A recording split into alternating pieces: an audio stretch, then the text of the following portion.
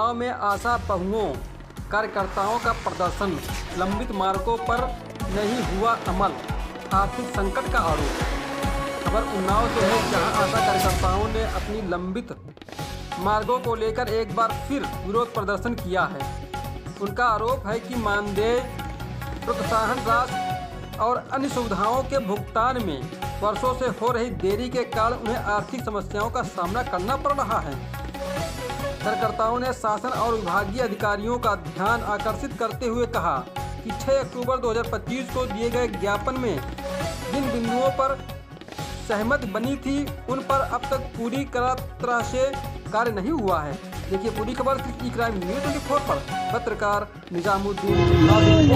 क्या नाम है? प्रिया तिवारी। मैं शुक्लागंज से हूँ, चंपापुर अपीएससी। किन मांगों को लेकर आज हम लोग इस मामले पर हैं क्योंकि हम लोगों को 2000 रुपये इंसेंटिव दिया जाता है। मेन मोटिव हम लोगों का ये है कि हम लोग इंसेंटिव पे काम नहीं करेंगे, काम करेंगे तो एक निश्चित मानदेय पे काम करेंगे।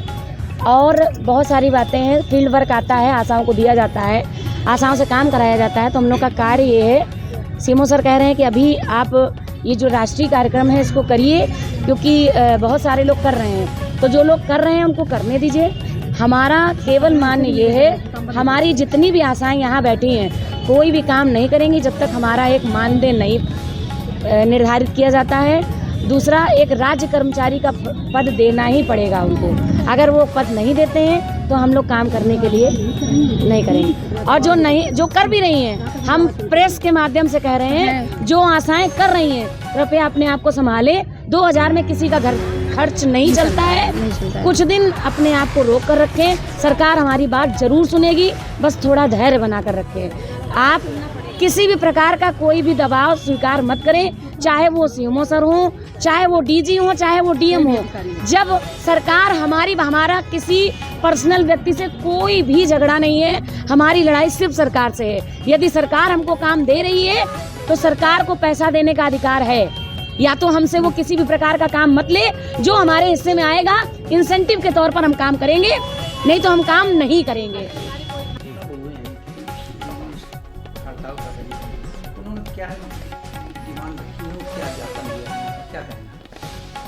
आशा कार्यकर्ता यहाँ पे आई थी और उन्होंने ज्ञापन दिया है और ज्ञापन में उन्होंने मांग की है कि हमको सरकारी कर्मचारी का दर्जा दिया जाए, हमारा एक न्यूनतम वेतन निर्धारित किया जाए। न्यूनतम वेतन वो 21,000 आशा के लिए और आशा संगनी के लिए जो है 28,000 रुपये की मांग की है।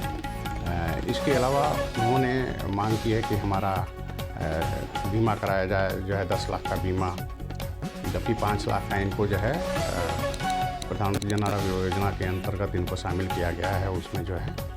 और इनका ये मांग है कि जो हम लोग डाटा का काम करते हैं तो उसका अलग से हमें जो है ऑनरेरी दिया जाए। आशाओं ने अनिश्चितकालीन धरने का ऐलान किया है, इसके बीच में जो इससे कार्य प्रभावित होगा उसके लिए क्या कोई अतिरिक्त? देखिए, हम लोग वार्ता उनसे कर रहे हैं और मैंने उनको आश्वासन दिया है कि आपकी बात हम जो है उच्च अधिकारियों तक पहुंचाएंगे और मैंने सहयोग की उनसे अपील की है।